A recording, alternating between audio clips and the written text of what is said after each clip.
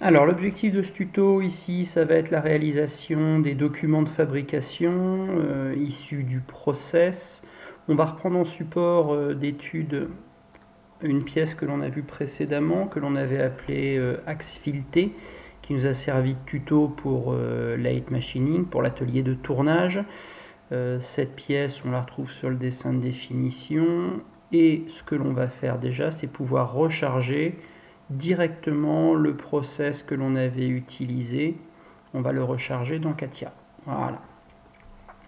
Alors, on va retrouver dans CATIA normalement si notre sauvegarde a été conforme lorsque je vais redévelopper ma phase et mon programme, l'ensemble des changements d'outils. Et pour mes changements d'outils, je retrouve également, pour chaque changement d'outil, je vais retrouver les opérations qui y sont associées. En cliquant sur une barre verticale ici, on va pouvoir augmenter notre arbre de construction comme ceci et voir un tout petit peu quels sont les éléments que l'on va retrouver.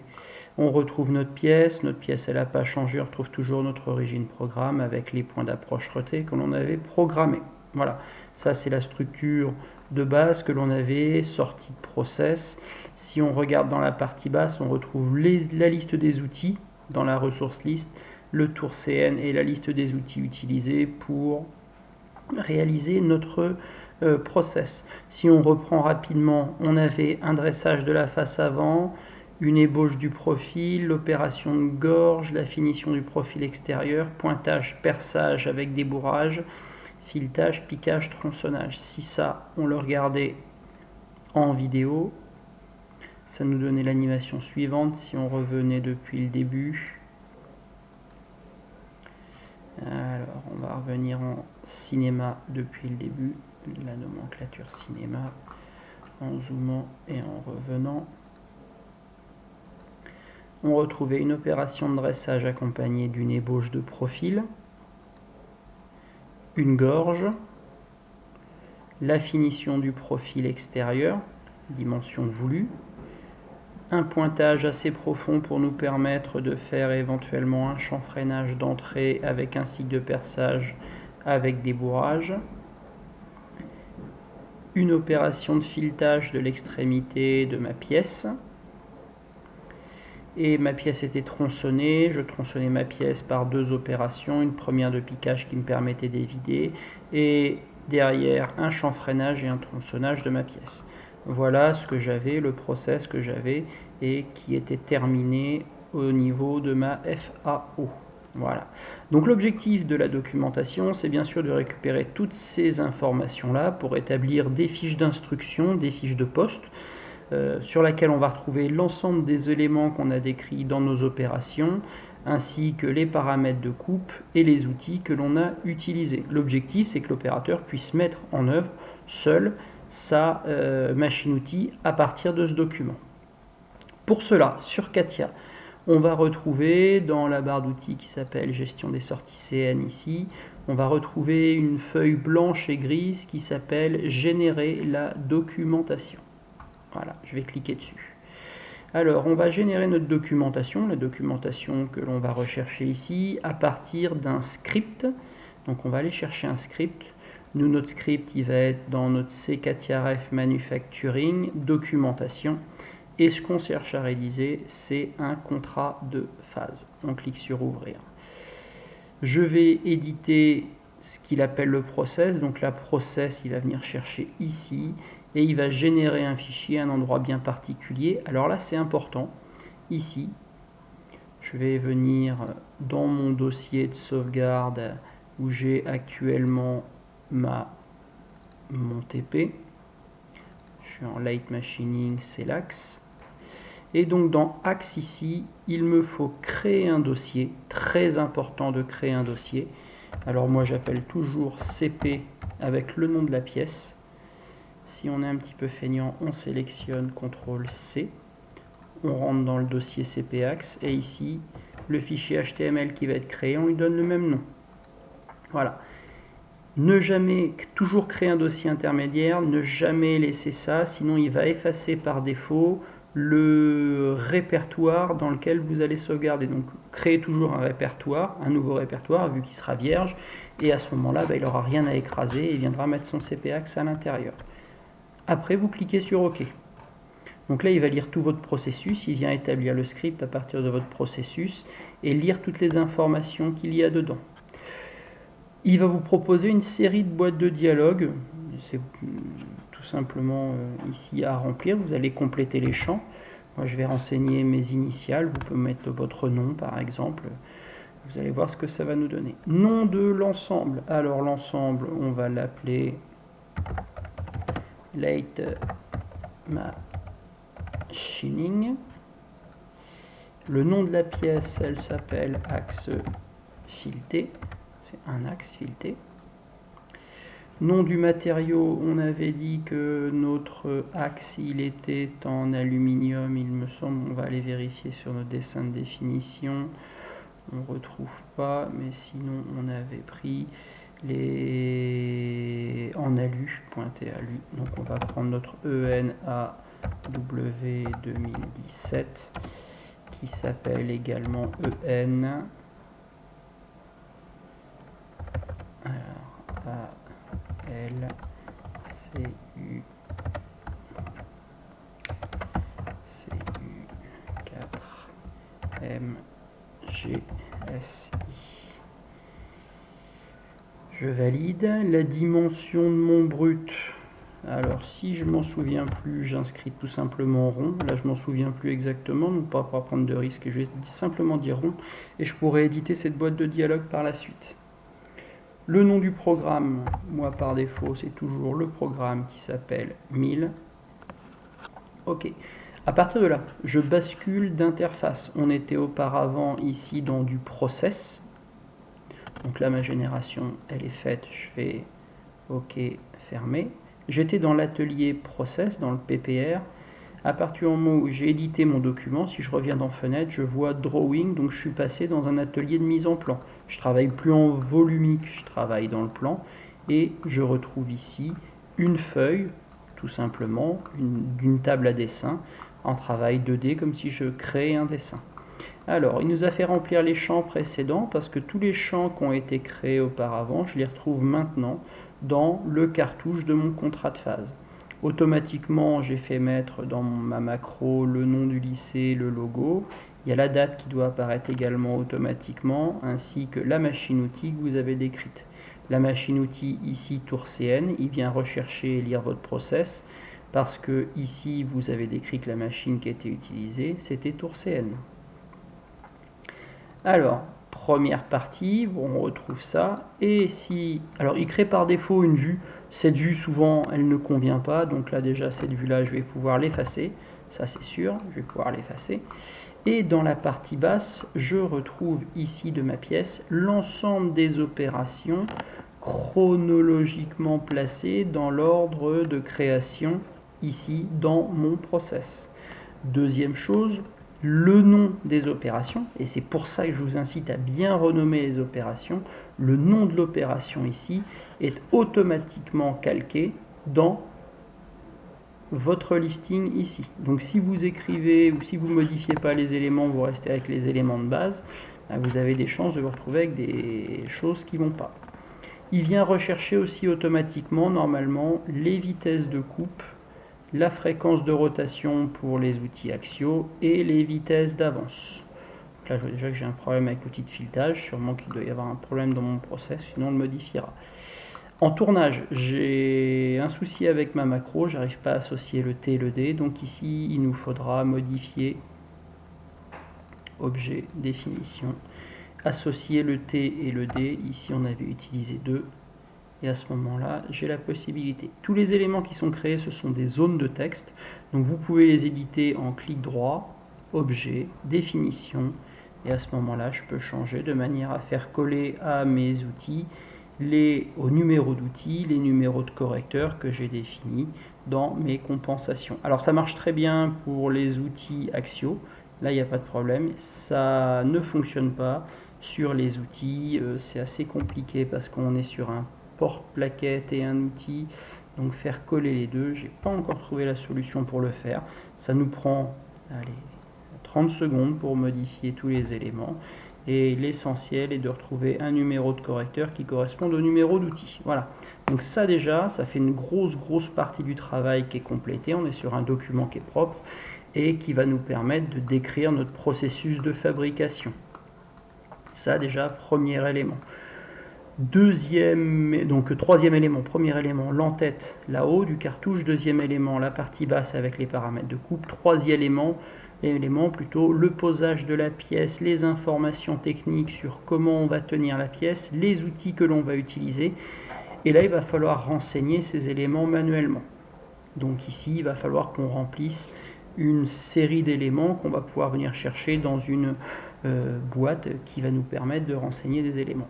Première chose à faire ici, c'est... Alors, avant de démarrer, ce qu'on peut faire, je vous ai dit que les boîtes, elles étaient évolutives. Si vous voulez ici, normalement, si vous prenez les boîtes à outils qui s'appellent propriétés des textes, ici, vous avez la possibilité de changer la taille du texte. Vous avez la possibilité de passer en gras, de manière à ce qu'on identifie clairement les éléments importants qu'on va retrouver dans votre process, et de manière à pouvoir éditer les choses. Là, tout à l'heure, j'ai dit que le rond, le diamètre du brut, je ne le connaissais pas. Donc je vais pouvoir ici indiquer mon diamètre de rond par la suite également. Voilà. Donc là, l'objectif, c'est de remplir cette partie centrale qui se situe ici. Pour remplir la partie centrale, ce que je vais faire, c'est qu'il va falloir tout simplement que j'importe une vue, ici, qui va être issue de mon process. Alors on ne peut pas aller insérer une vue directement du process, mais ce qu'on peut faire, c'est rouvrir mon NC Setup dans une nouvelle fenêtre. Et en rouvrant mon NC Setup dans une nouvelle fenêtre ici, je vais pouvoir insérer éventuellement ces éléments qui vont me servir par la suite pour la rédaction de mon contrat de phase. Donc je rebascule dans Fenêtre, Drawing, je vais chercher le bouton qui s'appelle Vue de face. Je clique sur Vue de face et à ce moment-là, il va nous demander de sélectionner un plan ou un élément. Je vais prendre ce plan-là. Et par défaut, il va me proposer une vue.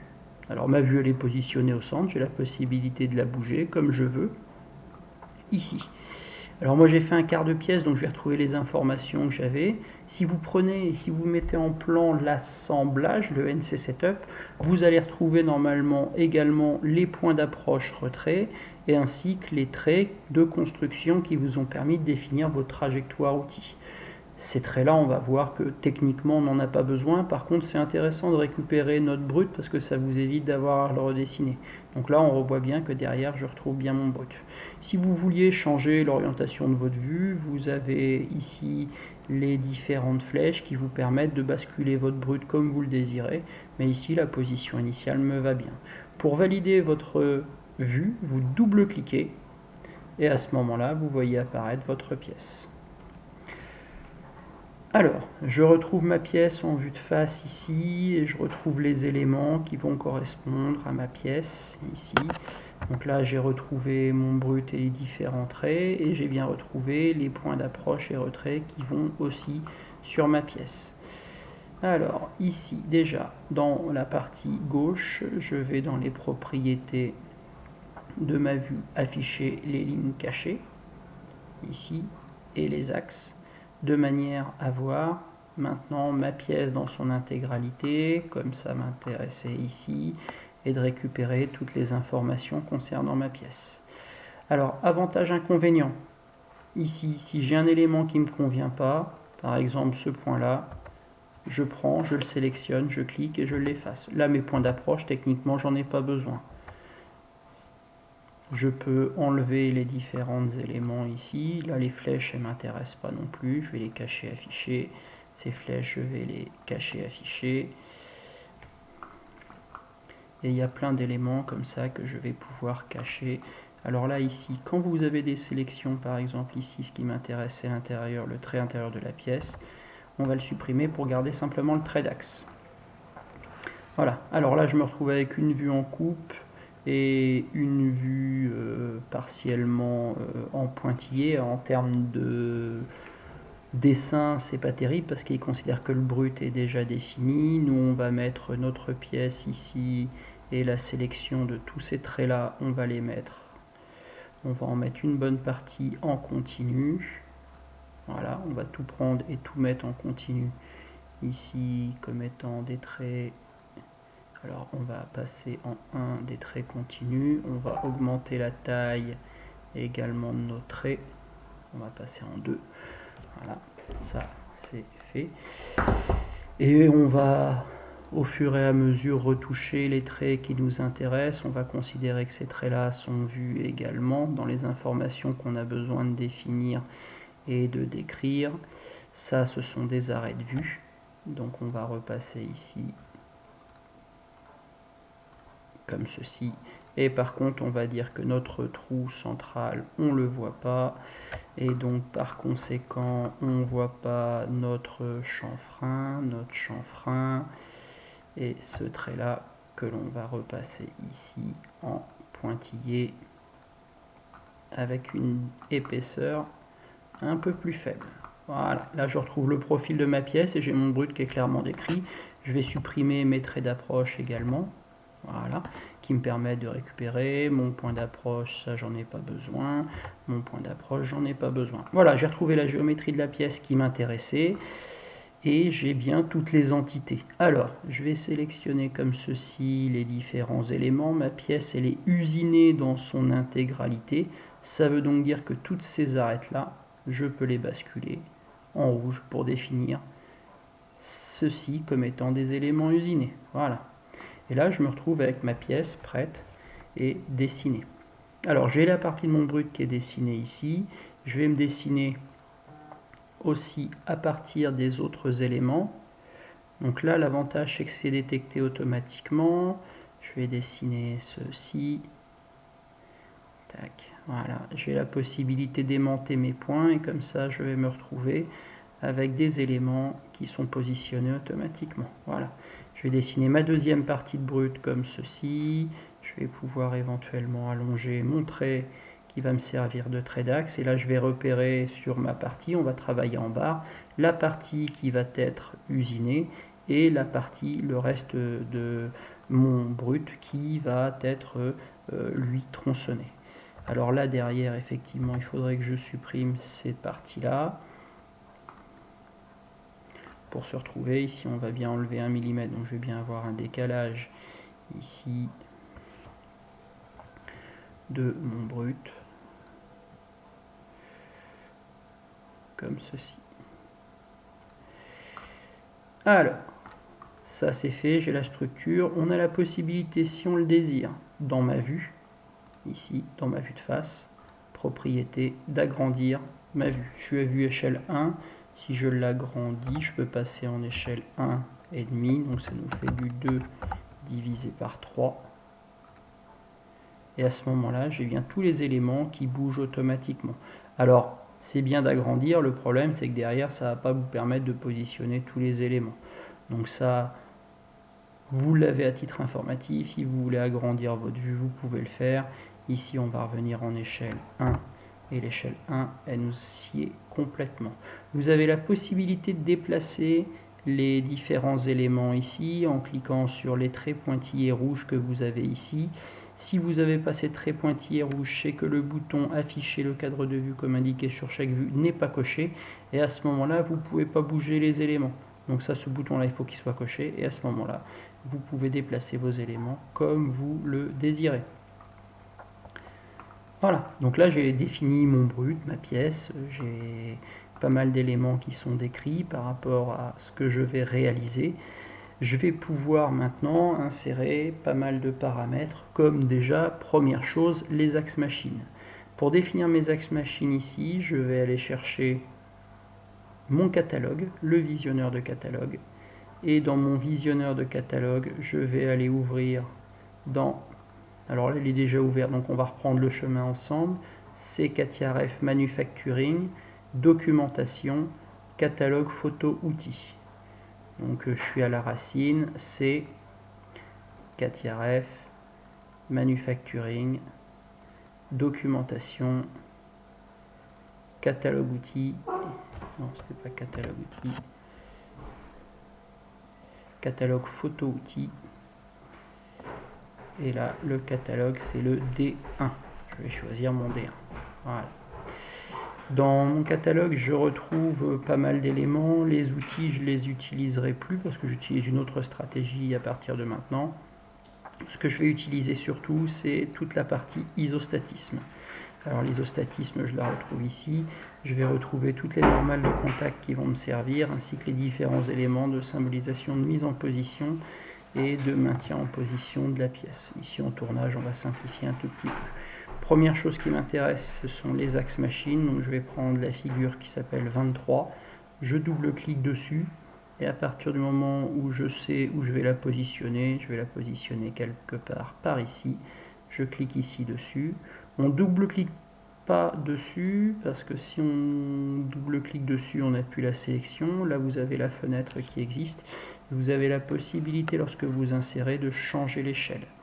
Par exemple, ici, je vais mettre une échelle 1,5 et je me retrouve avec ma symbolisation qui a évolué. Je double-clique ici pour évoluer, et là je vois que tout est rentré. Alors il m'affiche l'OP dans la macro, ça ne m'intéresse pas pour l'instant. Ce qui va m'intéresser, c'est d'indiquer les axes machines. Pour indiquer les axes machines, je vais prendre une zone de texte, je vais me positionner comme ceci, l'axe X et l'axe Z, comme ceci. On peut déplacer nos éléments, je vous conseille de les agrandir pour faciliter la sélection. Pour avoir un déplacement précis, vous restez appuyé sur votre souris et en même temps sur la touche Shift de votre clavier et vous positionnez vos axes machines. Pour différencier un tout petit peu les éléments, quand vous allez voir qu'ils vont se surcharger, on va essayer de donner un code couleur un petit peu à tout ça. On va mettre ça en bleu et à ce moment-là, vous avez bien tout qui apparaît en bleu comme ceci. Donc là, j'ai du bleu, j'ai du vert, j'ai du rouge, etc. On va voir un tout petit peu toutes les caractéristiques que l'on va pouvoir retrouver ici dans notre dessin. J'ai inséré mes axes machines. Je vais également insérer mon origine programme. Alors j'avais vu une normale qui ressemblait à mon origine programme, voilà, la N22, je double-clique, fermé. Alors là on va venir zoomer, notre origine programme on l'avait positionné sur la face avant ici, c'est directement aimanté, clac, je la positionne, si l'échelle me convient, pas la peine d'agrandir, et on double-clique. Et vous avez la normale origine programme qui est construite ici, je vais l'enlever. Ouais, l'origine programme pour moi c'est pas OP, ça c'est plutôt pour une origine pièce. Moi je préfère ajouter origine programme comme ça. Tac, je bouge ceci par l'intermédiaire de la touche Shift. Tac, tac. Si je sélectionne simplement cet élément comme ceci et je lui demande de passer en bleu, je retrouve bien les éléments. On peut les sélectionner de manière indifférenciée une par une, un par un, ou toutes les sélectionner en même temps. Voilà, j'ai positionné mon origine programme. Je vais pouvoir maintenant positionner mes normales de contact. Alors ma pièce ici, on va pouvoir se renseigner ici une zone de texte dans laquelle on va décrire notre mise en position. Mise en position. On est sur du tournage, sur une prise en brut, centrage long, plus une butée escamotable. C'est ce qu'on a programmé dans notre CATIA. Alors, ce qu'on peut faire ici, c'est faire un Shift entrée pour passer à la ligne. Notre centrage long, lui, supprime, on va renseigner 4 degrés de liberté. Ça veut donc dire que je vais représenter 4 normales de contact. On va mettre DDL en abrégé. Et ma butée escamotable, le dernier degré de translation, moins 1 DDL. Voilà, je me retrouve avec ça. Ah, si je regarde un tout petit peu, je vois que ça me prend pas mal de place ici dans mon cadre et ça risque de manger un tout petit peu ma présentation. Donc ici, vous avez la possibilité de modifier la police de caractère. On va prendre une police relativement standard que l'on utilise ici, genre la calibrique est relativement utilisée. Vous avez la possibilité de passer en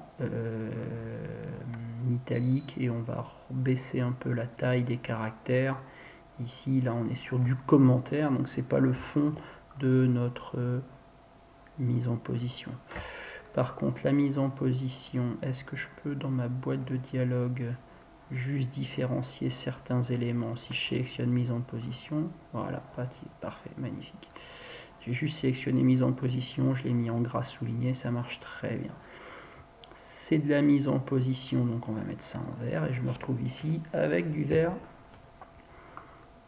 dans mon cartouche. Maintenant qu'on l'a décrit, on sait qu'on a 4 degrés de liberté plus une butée escamotable.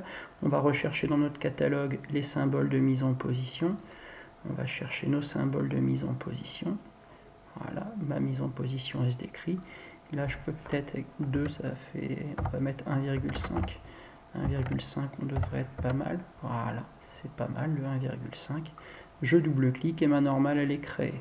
Encore une fois, la mise en position, j'aime bien la positionner en vert. Donc quand je la positionne en vert comme ceci, je la retrouve. Des normales, j'en ai deux. Deux possibilités, soit je recrée, je reprends ici, je redouble-clique, je positionne la deuxième, je réduis ceci, je modifie l'échelle avant de double-cliquer, 1,5, j'appuie sur Entrée, je double-clique dans une zone vierge et je me retrouve ici avec ceci. J'ai positionné une partie de mes normales de contact. Je vais aller chercher maintenant la normale verticale, la représentation projetée ici qui est mon 22. Alors par défaut, la flèche elle se retrouve elle à l'envers. Donc lorsque je clique, dans un souci de clarté, je vais indiquer la même échelle sur les différents éléments. Et ici, je vais lui demander de retourner le composant verticalement. Si je double-clique ici, ma normale de contact elle est insérée et je peux la déplacer comme ceci. Alors si je réalise bien les éléments, je vais quand même essayer de les aligner. La partie haute et la partie basse vont se retrouver alignées comme ceci et je la positionne bien sur mon brut. Voilà. J'ai oublié de mettre du vert, donc ici je vais renseigner la couleur verte ici. Alors je vous ai dit qu'il y avait deux possibilités, soit j'ai recherché la normale 22, je reviens de faire ça. Sinon vous sélectionnez ceci. Ça passe en surbrillance. Au clavier, CTRL-C. Je clique ailleurs, CTRL-V. Je me retrouve avec la deuxième flèche qui va superposer la première. Shift au clavier et je décale ici la deuxième. Donc il faut bien penser à cliquer dans une zone vierge au départ pour bien positionner votre normale et pour avoir ceci. Du coup ça, j'en ai plus besoin pour l'instant, je vais le fermer. Il me reste, ici j'ai dit qu'il y avait 4 degrés de liberté pour mon centrage long, mais il me reste ici à le décrire et à le formaliser par l'intermédiaire de chiffres, ici. Donc là j'ai mes 4 normales de contact. Je vais agrandir un tout petit peu la zone de manière à avoir une sélection, une prise plus facile, sinon c'est compliqué. Ça, je vais dire que je vais le centrer. Et si je le centre, et donc je vais mettre du vert comme ceci en gras. Clac. Ici, CTRL-C, CTRL-V.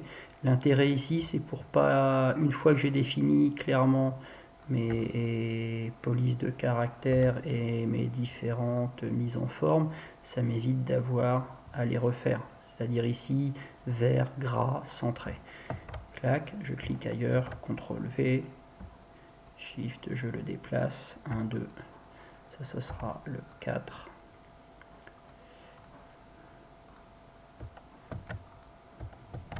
Alors on aurait pu rester avec le point 1 qu'on avait dupliqué. Là j'ai pris arbitrairement le choix de déplacer mes 4 points. Alors après on va forcément optimiser, on a la possibilité d'optimiser, de rapprocher nos points ici de manière à avoir un peu plus de visibilité, mais mon centrage long est défini. Devant, ma mise en butée elle se fait par l'intermédiaire d'une butée, je viens en position sur l'OP, donc ici ce que je vais faire c'est que je vais me rajouter une droite. Je vais le chercher, je vais zoomer pour qu'il vienne aimanter mon point. On voit là apparaître le symbole de...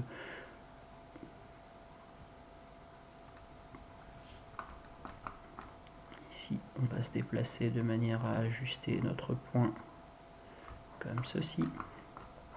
Ce trait-là, c'est un trait de construction, donc on va se le mettre en voilà, pointillé double trait, pour le différencier surtout des autres traits. Voilà, et on peut baisser son épaisseur parce que c'est de la construction. Et sur ce trait-là, on va pouvoir aller rechercher dans notre catalogue le N22, le N22 qui était là. Et je vais double-cliquer sur mon N22, ici.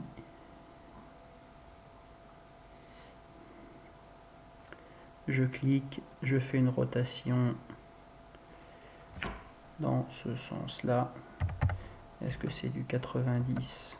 Non, c'était du moins 90. Donc ici, on va mettre un moins 90. Moins 90 degrés. Voilà. Ok, donc c'était 270 degrés. Cliquez pour définir un angle. C'est ce qu'on a fait. 0 en 270. Double clic. Ah, ça n'a pas l'air de fonctionner. Bon, quand ça ne fonctionne pas, on n'insiste pas, hein, plutôt que d'essayer de trouver. Normalement, ça doit marcher du premier coup. J'ai peut-être bugué à un endroit. Ici, je double-clique. Clac. Je me positionne. Je vais positionner ma normale ici. On a dit qu'on allait mettre un angle ici de 270 degrés. Et avant de valider, voilà, c'est peut-être ce que j'aurais dû faire tout à l'heure, mettre mon échelle 1,5. Voilà, je double-clique. Et là, je me retrouve avec ma bonne mise en position. Comme je suis un petit peu feignant, je vais cliquer, CTRL-C, CTRL-V. Je prends avec mon Shift au clavier. Ça sera mon point numéro 5. Ok, et si je viens sélectionner ma flèche ici, je viens lui donner ma mise en position comme ceci. Voilà, ça commence à prendre forme. J'ai ma mise en position qui est décrite, appui plan, centrage long, qui est décrite sur les différents éléments. On va maintenant intégrer nos outils dans le reste de l'espace qui nous est disponible ici. Pour insérer les outils et les graphiques, l'aspect graphique de nos outils, deux possibilités. J'ai des outils qui sont dans le catalogue mais qui ne me plaisent pas forcément. J'ai refait une bibliothèque qui est normalement également dans C, CATIA Ref, Manufacturing, c'est dans la partie documentation, et dans documentation j'ai fait outils de fraisage, outils de tournage. Ici on est plutôt dans du tournage, et dans le tournage j'ai décrit les différentes catégories d'outils, les outils extérieurs, les géométries qui vont nous intéresser. On utilise essentiellement trois types de géométrie, 80, 55 et 35 degrés, que ce soit du neutre à gauche ou à droite. J'ai aussi indiqué la butée de broche, l'outil à fileter, donc là déjà on a une grande panoplie d'outils, et j'ai également mis dans mes forêts ici, pour travail axial, les forêts à pointer, forêt coupe acier, forêt coupe alu et plastique, et éventuellement les forêts à plaquettes. Voilà, ce sont les outils qu'on va utiliser nous ici. Pour insérer nos outils, tout simplement on va insérer des images, donc une insertion d'images, c'est ce qui fonctionne pour moi le mieux. Alors je vérifie mon lien, il est bien dans CATIA Ref Manufacturing Documentation outil de tournage. Le premier outil que j'utilise, il est dans outil extérieur, c'est ma butée de broche.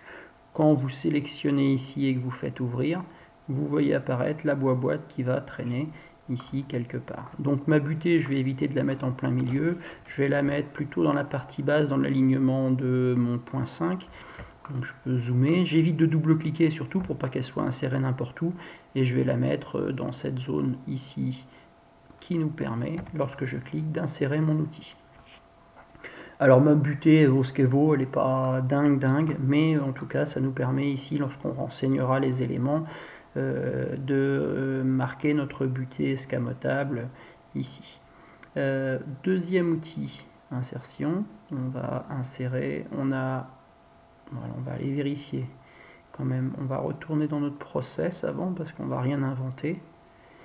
On a un SCLCL, on a un outil à tronçonner, on a un outil de finition, un pointeur, un outil à fileter, etc. En fait, Je suis bête, pas besoin de retourner ici. Ces informations-là, cette information-là, on l'avait dans la catégorie outils qui était ici. Alors, on reprend notre manip, insertion, outils, image, et puis on va aller chercher notre SCLCL. Ici, je vais l'ouvrir et je le positionne comme ceci. J'ai la possibilité sur mon outil, je maintiens la touche Shift, de l'agrandir pour lui donner une forme qui correspond un peu plus en termes de représentation par rapport à la taille de ma pièce, une forme de l'outil qui correspond un peu plus. J'ai inséré mon outil. Alors, deux possibilités, encore une fois, soit vous maîtrisez, vous insérez tous vos outils et vous les numérotez après, sinon on peut être un tout petit peu plus laborieux. Je vais prendre ici ma zone de texte et je vais dire que mon outil d'ébauche, c'était bien le T2D2, ici, et mon T2D2, je vais venir le mettre au-dessus, comme ceci. Je vais indiquer ça en gras et je me retrouve avec mon outil qui est clairement identifié dans ma zone ici. Voilà, si on a compris ça, il ne nous reste plus qu'à modifier, à répéter les choses. On a dit qu'on avait un outil à tronçonner, ouvrir. Alors mon outil à tronçonner, je vais peut-être pouvoir le positionner un peu plus par ici. Voilà. Dans sa position d'usinage, ça va ressembler un tout petit peu plus à sa position d'usinage ici, et ça va représenter un tout petit peu plus, et ça va me permettre de garder de la place autre part. Encore une fois, si je suis un peu feignant, CTRL-C, CTRL-V, ça m'évite de me retaper et de réécrire ce que j'ai écrit en gras. Ici, on a dit que c'était le T4D4, D4, ok, ok, on clique bien sur une zone. Alors attention, voilà, ça c'est un truc important. Ici, on a l'impression que c'est la zone de texte qui sera devant l'outil. Or, à l'impression, normalement, si je fais une mise en page, non, ça va pas être de la mise en page, un aperçu avant impression. On va le faire tout simplement par imprimer. Si je fais un aperçu avant impression, ici, mon aperçu, bon, il a l'air de pas trop mal sortir, mon aperçu avant impression, donc là ça passe. Je vous rappelle, vous cliquez pas sur OK, vous mettez la flèche, sinon il va automatiquement lancer votre impression, donc on évite ça. Dans notre chronologie, on a fait le SCL, on nous manque un SDJCL, on clique ailleurs, insertion, image, on va aller insérer notre SDJCL comme ceci, on va cliquer, on va l'agrandir pour qu'ils aient à peu près tout. Alors là je vois que j'ai un peu surdimensionné mon outil, l'objectif c'est que les corps d'outils globalement est à peu près la même taille. Là je vois, si je superpose, pour avoir un ordre d'idée, ça se chevauche et ça se superpose. Ici, CTRL C, je clique ailleurs, CTRL V, je prends, je glisse. C'est l'outil T3D3, c'est mon outil de finition. Ici, ok, ok. Qu'est-ce qui me reste en outil d'extérieur encore? J'ai l'outil à fileter. L'outil à fileter ici, insertion image, outil à fileter d'extérieur, que l'on va insérer comme ceci, on va l'agrandir. Ici notre outil à fileter pour bien le visualiser. Je vous rappelle, il aimante les points sur la grille ici. Alors, la grille on peut l'afficher, moi la grille elle sert à rien, la grille vous l'affichez. Voilà, les points ils sont aimantés sur la grille c'est les carrés que vous voyez en pointillé derrière. Voilà, moi j'utilise pas forcément la grille. Si vous avez des éléments alignés, ça peut être important, mais appuyez sur la touche Shift ici et ça vous permet d'avoir un alignement précis. CTRL C, CTRL V, je prends, je glisse ici et je retrouve bien les informations. Alors, mon outil à tronçonner, c'était, mon outil à fileter, pardon, c'était T8D8 ici, il me semble. Mon outil à fileter, c'était 8D8. Pendant que je suis sur l'outil à fileter, ici on est sur du M14x2. Ici, je vais modifier manuellement la vitesse d'avance de mon outil, c'est forcément la vitesse du pas. Donc c'est forcément du 2. Je vais enlever cette grille parce qu'elle me perturbe un tout petit peu. Ici, et je me retrouve bien avec une partie de mes outils. Il me reste quoi? Les outils axiaux, un pointeur de 10 et un forêt ici. Insertion, image. Alors là, je suis plus dans l'outil d'extérieur. Je vais remonter d'un cran. Je vais aller dans mes forêts. Je vais aller chercher mon pointeur.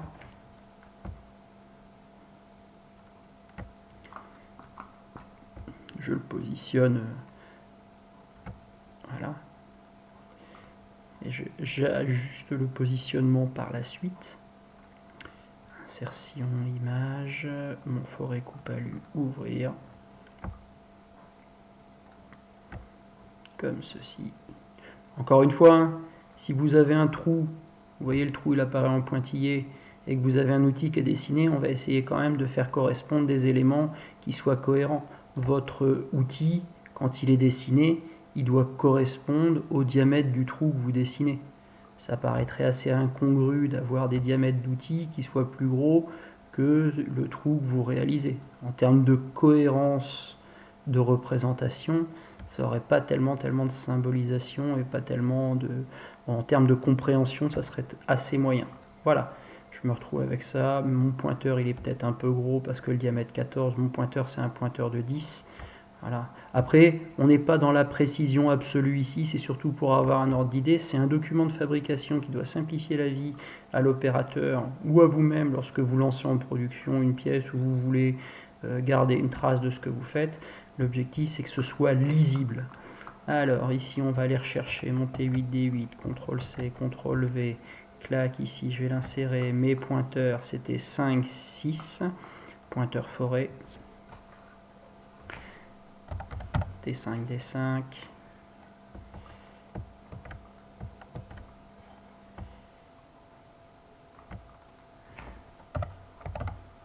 T6, D6. Et on va pas oublier d'aller renommer pas de renommer, mais tout simplement de nommer ma butée. Ma butée, elle apparaît pas dans la chronologie d'opération dans la partie basse de mon cartouche, étant donné que c'est une macro que l'on a créée. Je vous rappelle que la butée ici, c'est pas une opération qui est programmée sur Katia, mais dans votre process, c'est ici une macro qui est déclarée qui permet... Non, pardon, ça ce sont les decks. Une macro qui est déclarée ici qui nous permet de générer directement le déplacement de votre outil T1D1. Voilà. Je me retrouve avec tous mes outils qui sont déclarés, définis. Pour ma partie d'outils, outillage, on a terminé. Chose importante, fichier, gestion des enregistrements, et on va se sauvegarder le drawing. Donc on va sauvegarder le drawing enregistré sous, il n'est pas sauvegardé encore, au même endroit que mon document. Je suis dans TP Late Machining, c'est l'axe. Et ici, je vais l'appeler en majuscule CPAxe. Alors j'avais sûrement déjà un CPAxe qui traînait, donc je vais l'appeler axe 2. Vous l'appelez.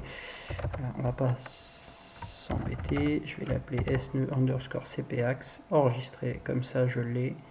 Et je peux cliquer sur OK. Voilà. J'en ai terminé avec la désignation des outils sur mon contrat de phase. Il va me manquer encore certains éléments qui vont me permettre de décrire. Ce sont la réalisation, ou plutôt les cotes de mon dessin de définition que l'on va pouvoir matérialiser. Alors, avant d'insérer les codes de fabrication, ce qui serait peut-être bien, c'est qu'on relie ces éléments-là. Là, montrer... Donc ça, ces éléments-là, les traits, on va les remettre, ces traits-là. Les traits extérieurs, c'est les traits qui matérialisent notre brut. Notre brut, on va le délimiter ici par du pointillé, comme ceci. On va définir notre brut avec du pointillé. On peut baisser l'épaisseur des traits, comme ceci. Alors si vous avez des problèmes avec les sélections, hein, vous faites une sélection comme ceci, et on baisse l'épaisseur des traits. Ici, donc là les traits viennent se chevaucher en plus.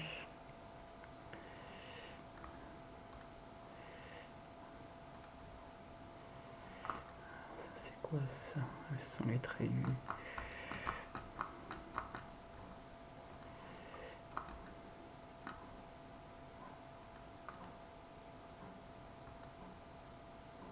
Voilà, si on a un problème de sélection, le cachet affiché, il va bien. Voilà, et en cachant, affichant, il ne m'a rien enlevé d'autre. Ah, j'ai la partie haute et la partie basse. Là, j'ai la possibilité de sélectionner la partie basse, comme ceci. Voilà, donc là je me retrouve bien avec mon brut qui est bien matérialisé comme il le faut. Ça, est-ce que c'est fixe? Est-ce qu'on peut l'étirer? Non, apparemment. Alors là, je serais d'avis de pas trop m'ennuyer. L'objectif, c'est quand même juste de lier les deux éléments. Donc on va prendre une coïncidence ici, coïncidence comme ça.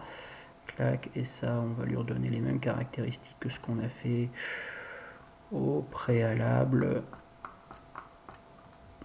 C'est pas top, mais ça peut nous permettre de ne pas passer trop de temps. Là, on est vraiment sur du signolage. L'objectif, c'est de ne pas passer trop de temps ici sur des éléments comme ceci. Ça, on est horizontal. Voilà. Donc, ceci, je vais le rendre là et là. Voilà, ça y est, mon brut, il est caractérisé, il est marqué. Ok, on va attaquer les spécifications dimensionnelles. On va réaliser notre pièce, donc réaliser des usinages. Ces usinages, il va falloir les contrôler. Et pour les contrôler, notre opérateur, il va avoir besoin de dimensions ou de cotes. Les cotes, on peut les mettre à partir de l'élément que vous avez de cotation ici. En tournage, pour simplifier la chose, première chose que j'identifie, ce sont mes diamètres. Alors ici, j'ai le diamètre central. On va se tirer une ligne comme ceci. On va peut-être, ouais, on va plutôt la tirer en dehors, ça va être aussi simple. Voilà. 8, du 8, je suis brut de perçage, intervalle de tolérance 0,2. Voilà, 8 plus ou moins 0,2. J'ai mon M14 ici sur mon axe, comme ceci. Alors il m'a pris du 40, ah oui, j'ai dû sélectionner une mauvaise arête.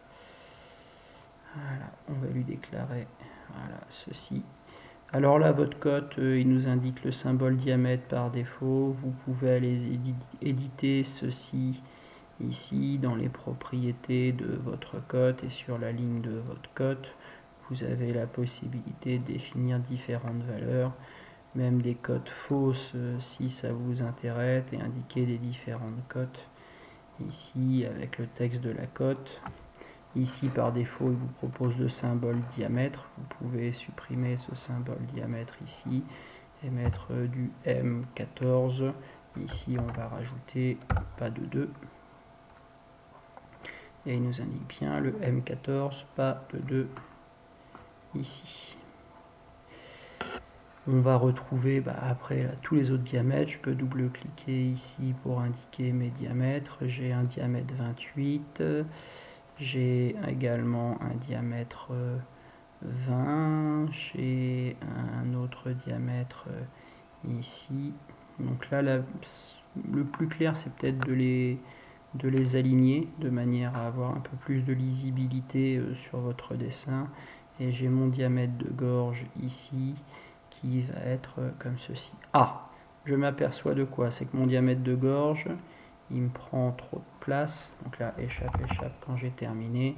Mon diamètre de gorge, j'ai du mal à le positionner parce que j'ai les autres cotes qui sont là. Alors, ce qu'on peut faire déjà, c'est éventuellement décaler les autres cotes, comme ceci. Je peux les décaler en les ajustant au maximum pour avoir un peu plus de place. Ici, je vais décaler mon M14 et là, ici, je me retrouve avec ma cote de 11,4. Alors ça, je vais leur donner des valeurs. On a les valeurs, on peut aller consulter nos dessins de définition. On peut reprendre, il n'y a pas de transfert de code particulier. On est sur de la cote finale 28 plus ou moins 0,15. 20 plus ou moins 0,1, donc ici 28 plus ou moins 0,15. Est-ce que je l'ai dans ma... Oui, plus ou moins 0,15. 20 plus ou moins 0,1. Voilà, mes cotes elles sont directement affichées. Alors remarque, à partir du moment où vous mettez l'intervalle de tolérance, forcément la dimension elle évolue, elle prend un peu plus de place. Mon diamètre 16, est-ce qu'il était repéré sur mon dessin de définition? Même pas, le dessin de définition était partiel, il nous manquait celui-ci. Bon, on va tout simplement reprendre le même intervalle de tolérance que celui qu'on avait sur le diamètre 20 auparavant. Ici, je clique sur 16 et je viens chercher mon intervalle de tolérance. Ici, ça c'est juste une gorge de dégagement outil, je ne vais pas me forcer au niveau précision, il n'y a pas d'intérêt particulier. Voilà. Alors remarque quand même, je me retrouve quand même avec cette cote de 11 qui est un peu problématique. Ce que l'on peut faire, si on sélectionne par l'intermédiaire de la touche contrôle toutes mes cotes, ce que je peux faire ici, j'étais en 3,5, je peux passer en taille 3, et là d'un seul coup la taille diminue et ça va forcément me donner plus d'espace sur mon dessin. Voilà stratégiquement un des choix qui peut être fait pour me permettre ici la réalisation de ces éléments. Dans mon M14 ici, il faudrait aussi que je lui mette un intervalle de tolérance. C'est du 6, on est sur un arbre, donc ça va être petit g qu'on va mettre. On va se mettre du 6G pour la réalisation de notre élément. Voilà. On a fait tous nos diamètres, on a fait notre perçage, on les a tous faits, c'est bon. On va pouvoir maintenant coter ici.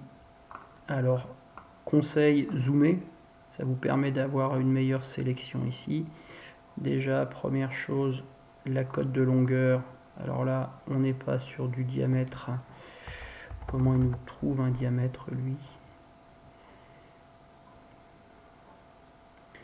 Les cotes empilées, ça peut être pas mal. On va se mettre une cote empilée entre là et là. Voilà. Tac. Donc là, on va définir le 35. Donc c'est la cote qu'on va passer la plus haute. Voilà.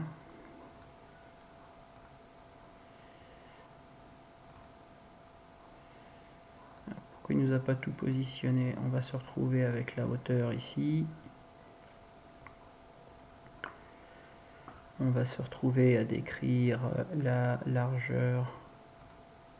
Ça n'a pas l'air de fonctionner. Terrible, terrible ça. La largeur de notre gorge.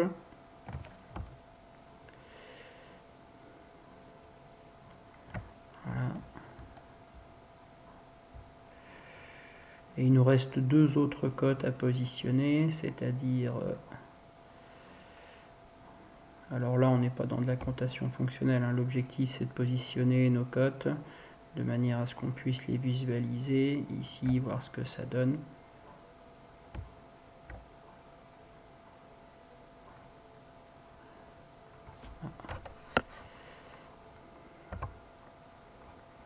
La cote de 7.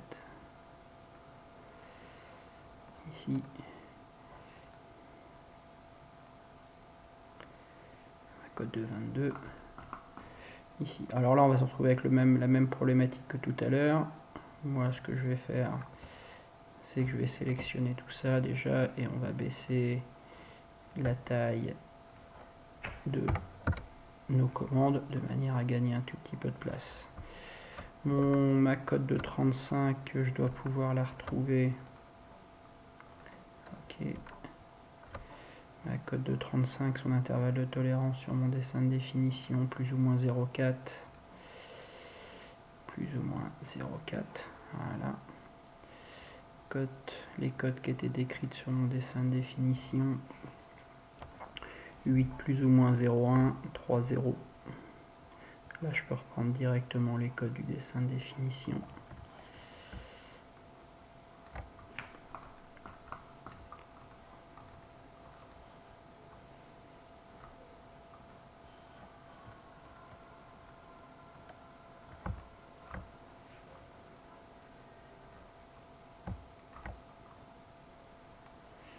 Alors, ma cote de 22, je peux la tirer. On va tirer notre cote.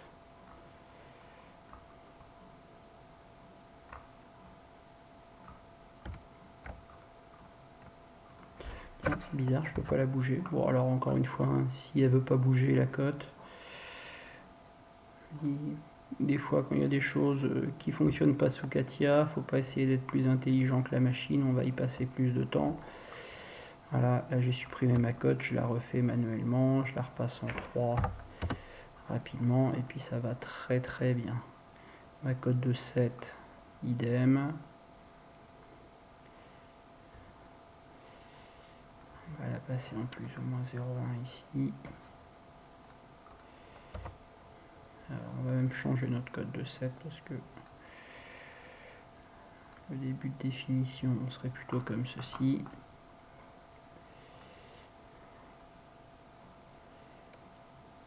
On va prendre notre 8.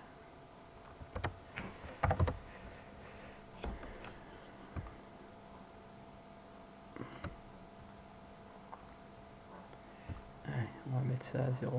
Là, l'objectif, c'est pas de faire de la cotation au sens propre du terme. Hein. L'objectif, c'est de vous faire manipuler. Là, je vois même que mon 15, il est un tout petit peu grand. Ce que je vais faire, c'est que je vais le passer en 2,5 de manière à pouvoir le faire rentrer. Toutes ces cotes, il ne faut pas être contraint par les cotes et gêné dans la représentation graphique. Si on commence à être gêné avec les cotes, on n'a pas fini. Donc, voilà, j'ai ma cote de 35 qui ne voulait plus bouger non plus. Ça, je vais passer ça en 2,5.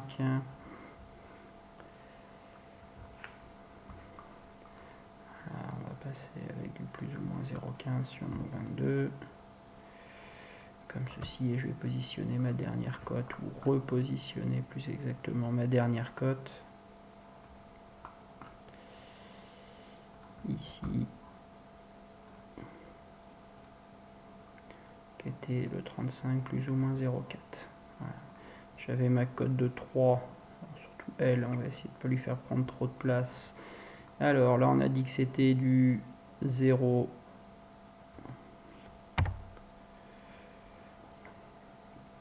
plus 0,1, je crois que je dois l'avoir quelque part.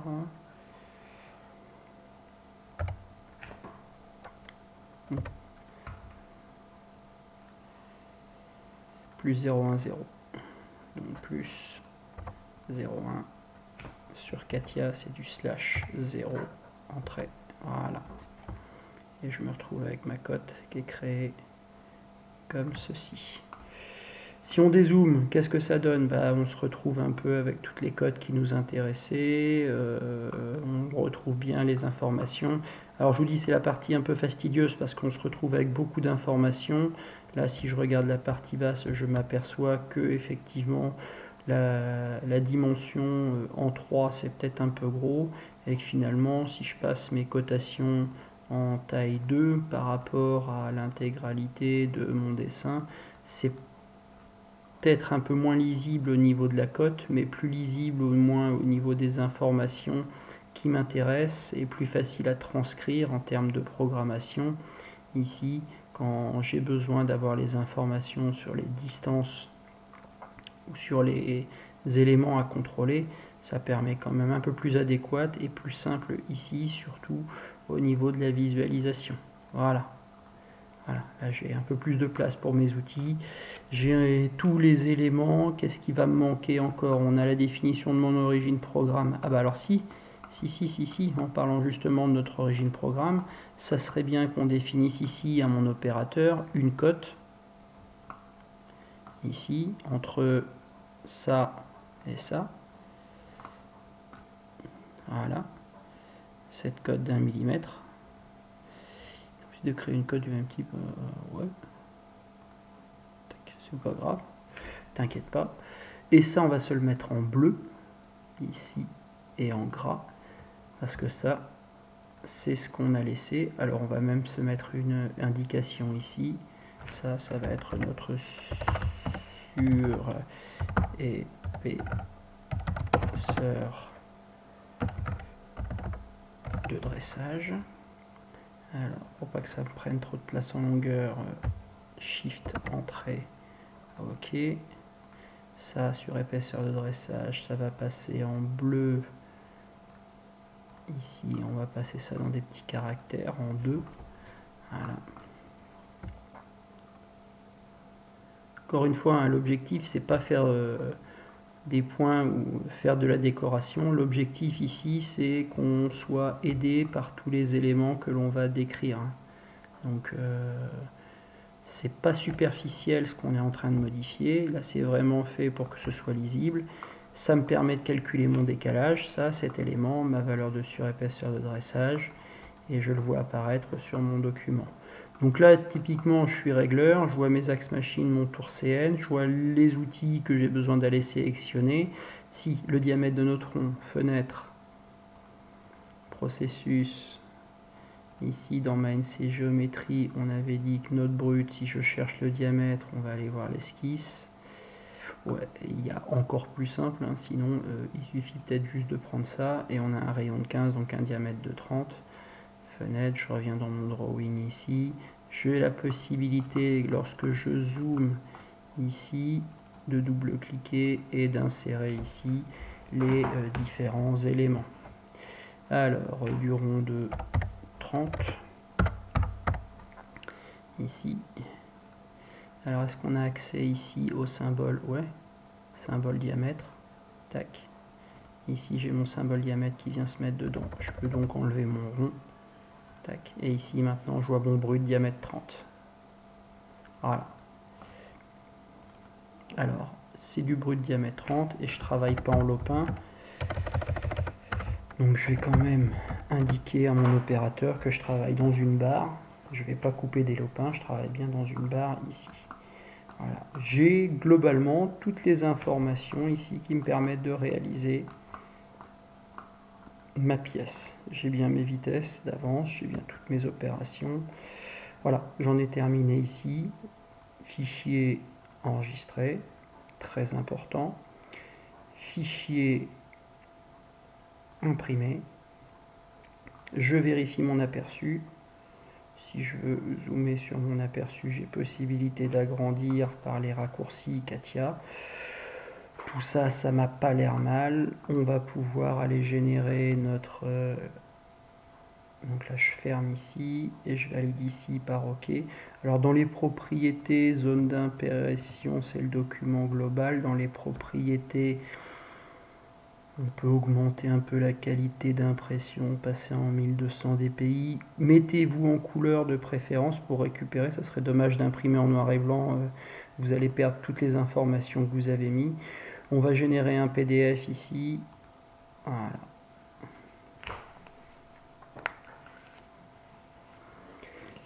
Alors là, il va traiter toutes les informations dans le PDF. Moi, j'utilise PDF Creator. Je vous invite ici sur le nom du fichier à renommer ici. Je vais l'appeler CPAX et je vais mettre ça sur mon desktop, sur mon bureau, sauvegarder. Le document a dû être créé. Donc si je réduis ceci, je vois bien apparaître ici un document qui s'appelle CPAX. Mon éditeur, c'est bien Chrome. Et là, je retrouve bien toutes les informations dans la partie haute, j'ai rien perdu. Je retrouve bien mes outils 1, 2, 3, 4, 5, 6, 8. Je retrouve bien mes codes de fabrication ici, ma surépaisseur de dressage ici, ma mise en position, centrage long plus buté, plus tous mes outils ainsi que les paramètres de coupe qui vont bien. Voilà. Vous êtes à même de produire un document de fabrication. Alors ça fait partie des compétences visées dans le cadre du BTS et également l'aptitude de produire des documents de fabrication ici au niveau de votre formation, quelle qu'elle soit. Ah tiens, un élément qu'on a oublié. Un élément qu'on a oublié. Alors en termes de représentation, l'outil a fileté plaquette de face. Ici, si je reviens dans mon process et que je viens simuler mon filetage, normalement la plaquette devrait être à l'envers. Voilà. Lorsqu'on filte pour une meilleure évacuation du copeau, un meilleur état de surface, le filetage se fait à l'envers ici. Donc là, par rapport à ce qu'on a graphiquement, ce qu'on va monter sur la machine et ce que l'on retrouve dans mon contrat de phase, dans mon drawing, il y a une erreur. Donc ce qui serait bien pour éviter toutes les erreurs, et bien ici, tout simplement, on va mentionner un commentaire. Monter à l'envers. Alors techniquement, on ne va pas le monter à l'envers, on montera juste un autre type d'outil. Ça claque, mais ça me permet aussi de vérifier que je suis bien apte à créer ma zone de texte. Et surtout, peut-être le plus important, que mon outil, j'ai compris comment il fonctionnait. Et je suis capable ici de redéfinir. Alors attention, parce que la zone de texte, elle vient chevaucher mon outil. Voilà. Tac, mon outil il est bien monté à l'envers. Ça, je peux le mettre en gras juste pour attirer l'œil et pour bien rester vigilant. Après, si on a compris, la stratégie c'est toujours la même. Il y a un seul document dans le drawing, donc je peux sauvegarder, je ne suis pas obligé de passer pour une gestion des enregistrements. Et fichier, imprimer, mes paramètres ils sont réglés, j'imprime.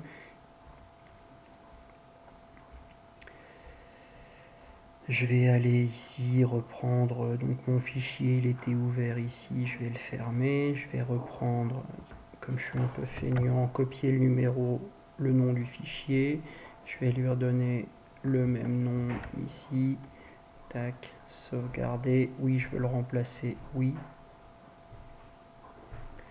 À présent je dois me retrouver avec un fichier et le commentaire que j'avais laissé, maintenant il apparaît bien. Voilà. On a terminé pour cette partie de formation. Alors si on fait du fraisage, ça sera exactement la même chose. Les outils seront un tout petit peu différents. Mais pour que ce soit simple, je vais préparer un deuxième tuto pour les outils en fraisage avec le support qu'on a déjà utilisé au préalable. Voilà.